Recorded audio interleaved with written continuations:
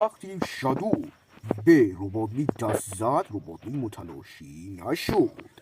ذوب میکنه و غیر از اون هنوز کارمون تموم نشده. تو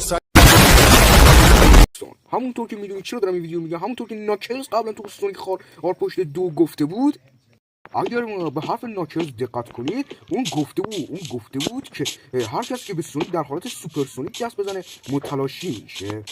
دلیل این اتفاق اینه که وقتی سنگ اون 7 سنگ بین سونیک و شادوز تبدیل شدن به سوپر شادوز سوپر سونیک، باعث شد که نیرو بینشون تقسیم بشه. 6 تا سنگ برای شادو، 6 تا سنگ برای سونیک. اون 100 تا بودن احمق. 3 تا سنگ واسه یکیست، واسه شادو 3 تا سنگ واسه سونیک. آره درسته، ولی اون سنگ وسط بین هر دوشون 2 شد، یعنی که رفت و بین هر دوشون تقسیم شد. و این باعث میشه که چون که نیرو بینشون تقسیم شده، وقتی که این دوتا به هر کی دست میزنن پول نمیشه، چون نیروی کامل دست هیچ کدوم از این دوتا نیست. خدا، تا یه نفر نفهمید چی گفتی؟ ببند.